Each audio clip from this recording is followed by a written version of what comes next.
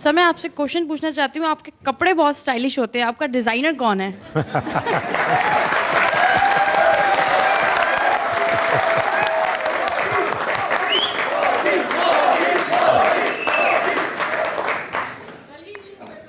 देखिए, ऐसा है कि मैं अब इस ऐसी जगह पे पहुंचा हूं तो भांति भांति की बातें होती हैं, लेकिन मैं रियलिटी बताऊं।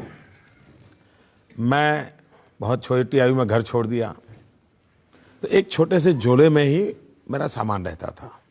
मैं करीब 40-45 साल से परिव्राजक के नाते घूम रहा हूं और करीब 40 साल मैंने भिक्षा मांग करके खाया है। मैं लोगों के घर में भिक्षा मांग करके खाता था।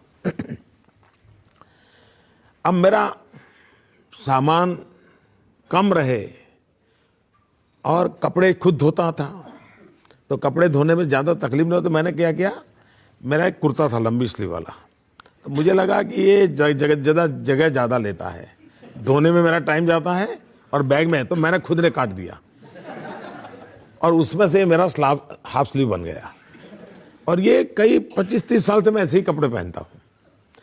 दूसरी बात है, ये बात सही है कि मुझे ढंग से रहना, साफ सुथरा रहना, थोड़ी कलर कॉम्बिनेशन की ईश्वर ने कमाल दी है, तो मैं अपने तरीके से कर रहा हूँ।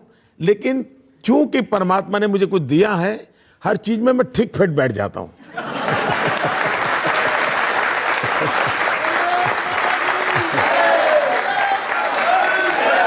न कोई मेरा फैशन डिजाइनर है, न ही कोई इस प्रकार की व्यवस्था है। जरूर टेलर तो लगता है, तो टेलर के वो बनाता है और वही मेरी गाड़ी चलती है। लेकिन मुझे अच्छा लगा ये सुन करके कि मैं कुछ ढंग से रहता हूँ। कोई जानता नहीं था जी आपके जीवन के बारे में, अभी थोड़े दिन पहले पता चला आप स्टेशन पर चाय बेचते थे। ये बात सही है कि मैं खुद इन चीज़ों को ज़्यादा बताता नहीं हूँ। गुजरात में लोगों को काफ़ी पता है, गुजरात में कोई नया नहीं है।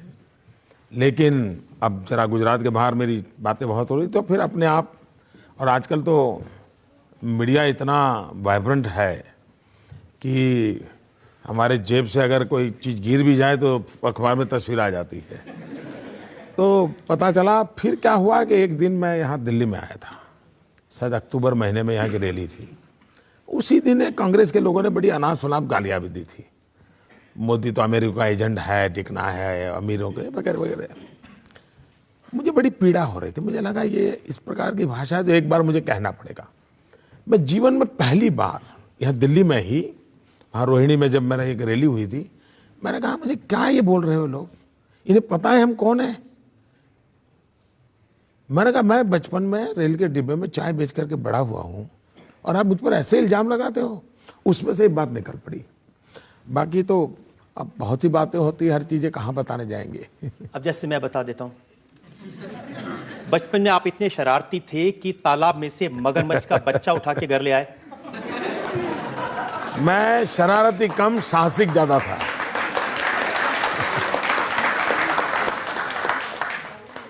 हमारी बात सही है कि थोड़ा मेरे गांव में बहुत बड़ा तालाब है और मुझे तैरने का, पानी में रहने का और कपड़े धोने जाता था, तो काफ़ी कुछ। तो एक दिन ले आया, फिर स्कूल ले गया, तो हमारे टीचर वगैरह बड़े परेशान हो गए। लेकिन कुछ आश्चर्य नहीं लगता कि जो चाय बेचता था स्टेशन पे, जो घर छोड़ के भिक्षा मांग के खाना खाता था, आज वो नरेंद्र मोदी ब्रांड बन गया। उसके नाम से कॉमिक बिकते हैं, साड़ियाँ बिकती हैं, चिप्स बिकते हैं, हर तरह की चीज़ नरेंद्र मोदी के नाम से बिकती है।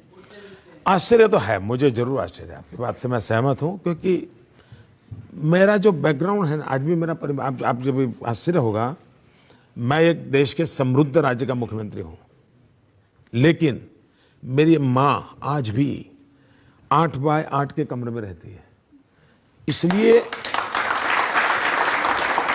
मेरे लिए तो आश्चर्य है ही। मेरा कोई बैकग्राउंड नहीं है, मेरे जीवन में कैसे आया, मुझे बड़ा अजूबा लग रहा है कि ये कहाँ से हुआ है, कैसे हुआ है, पता नहीं जनता की क्या इच्छा है या नियति क्या इच्छा है, मैं खुद ही सोच नहीं सकता हूँ। और मुझे भी कोई अगर देश के लोग सुनते हैं, कोई गाइड करे कि ऐसा मेरे जीवन में कैसे आया होगा, तो मैं भी समझना चाहूँगा। 2002 के घटनाओं के बाद पूरा भारतीय मीडिया, विदेशी मीडिया, यहाँ के राजनीतिक दल आपके पीछे हंटर लेके पड़ गए। आपको शक्ति कहाँ से मिली ये सब सहन करने की?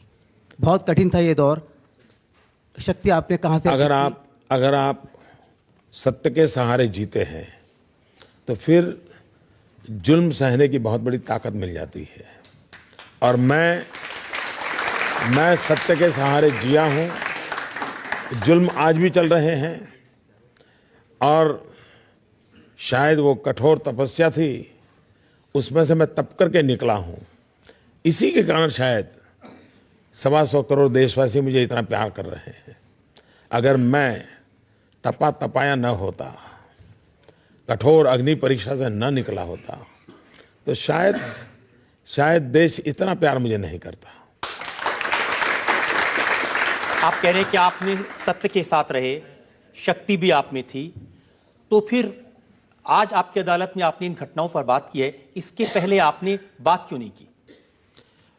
पहली बात यह है कि मुझे जब जहां भी जिसने भी पूछा, मैंने हर सवाल का जवाब दिया, हर सवाल का। लेकिन मैं अनुभव करता हूं कि कुछ लोगों को सवाल का जवाब नहीं चाहिए। उन्हें तो वो जो चाहते हैं वो ही वाक्य चाहिए, और उनकी मुसीबत यह है कि वो इतना होमवर्क करके आते नहीं है, इसलिए फिर मेरे से ज्यादा सवाल करते नहीं है। वो तो एक ही बात चाहते हैं कि नरेंद्र मोदी माफी मांग लें।